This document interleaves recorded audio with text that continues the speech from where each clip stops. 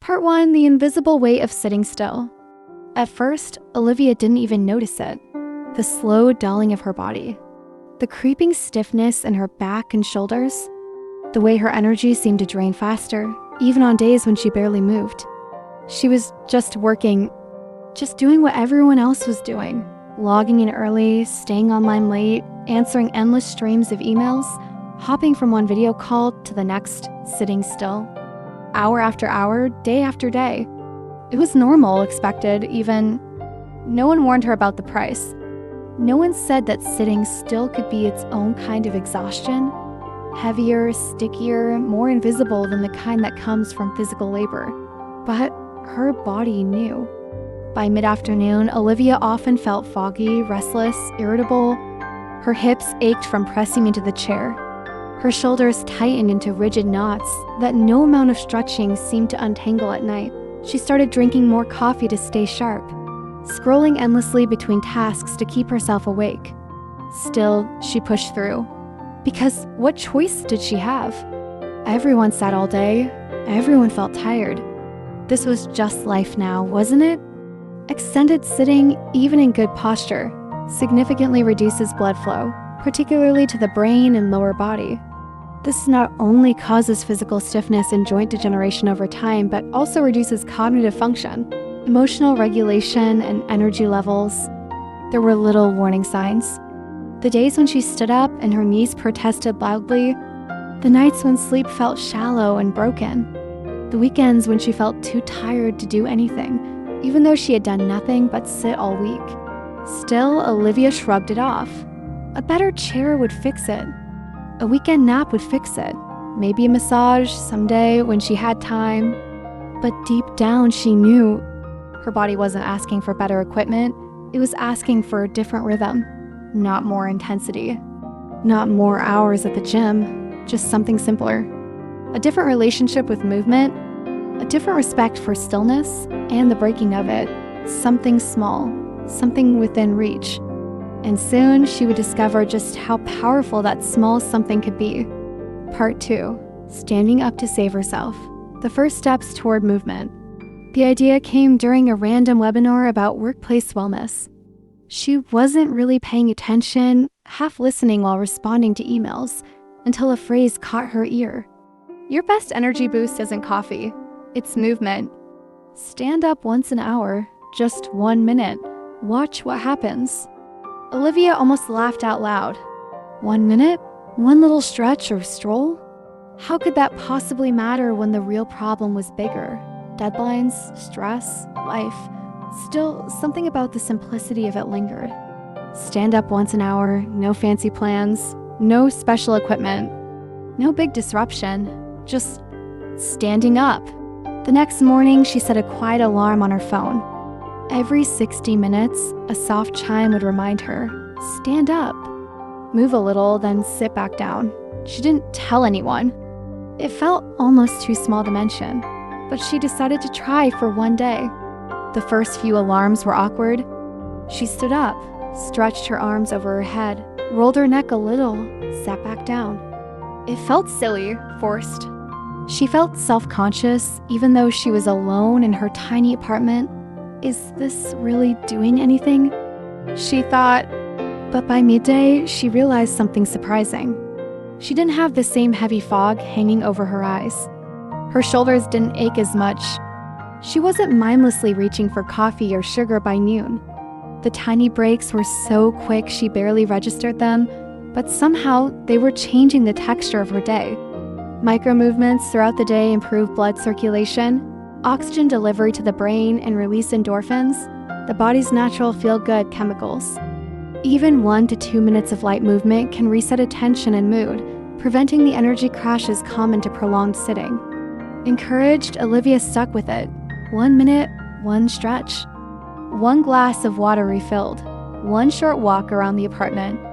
Nothing dramatic, nothing heroic. Just consistent little interruptions to the stillness. By the end of the first week, she noticed more shifts. She could concentrate longer without feeling drained. Her back pain eased, especially in the late afternoons. Her mood lifted. She felt less brittle, less likely to snap over small frustrations. She started sleeping better, her body a little less wired, her mind a little less scattered. It wasn't magic. It wasn't perfect. Some days she missed alarms. Some days she ignored the chime, buried deep in work. But even when she slipped, she came back. Because now she could feel the difference. The simple act of standing, of honoring her body's need to shift, to breathe, to move, had become a thread tying her to herself again. Successful habits aren't about perfection. They're about reducing the cost of re-entry, making it easy and non-punitive to return after missing a beat. One afternoon, while sipping tea and scrolling through work emails, Olivia realized something almost funny. She was spending less energy fighting her body, pushing through stiffness, pushing through fatigue, and more energy actually doing her work. She wasn't working fewer hours. She wasn't taking long breaks. She was simply standing up, a tiny pause, a tiny renewal, and somehow it was enough to change everything. Not the world, not her job, not the demands stacked on her calendar, but the way she carried herself through it all, lighter, softer, stronger. Part 3, the days she forgot, and how quickly her body reminded her why it matters.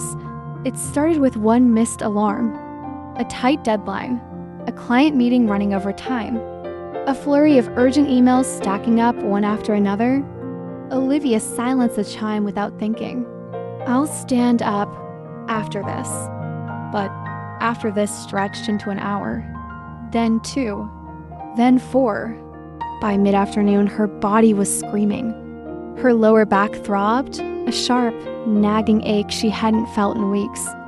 Her shoulders crawled up toward her ears with tension.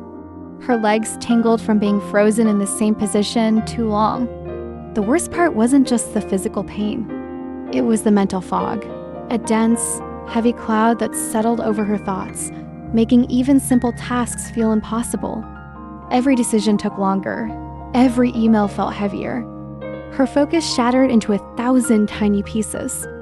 Prolonged sitting without movement leads to blood pooling in the lower body, reduced oxygen delivery to the brain, and neural fatigue, directly impairing decision-making, emotional regulation, and energy levels. By 5 p.m., Olivia slumped in her chair, exhausted and frustrated. How had she slipped back so easily? She hadn't run a marathon, she hadn't lifted heavy boxes. She had just sat, and somehow it had drained her more than any hard physical day ever could. She stood up finally, slowly, feeling every protest from her joints. She stretched her arms overhead, rolled her neck, shook out her legs. It helped a little, but not enough to erase the toll.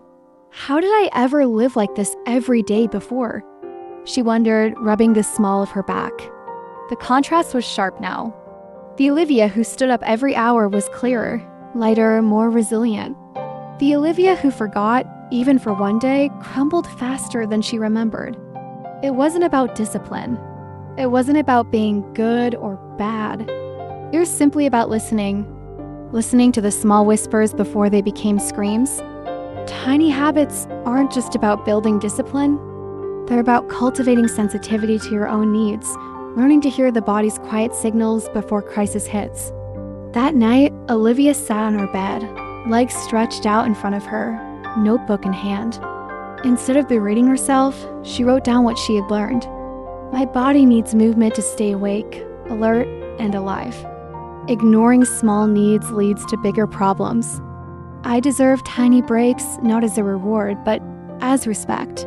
She set her alarms back on. Promised herself gently, not rigidly, to listen better tomorrow. Because it wasn't about never missing a break again. It was about remembering movement isn't optional. It's how I stay connected to my body, my mind, my energy.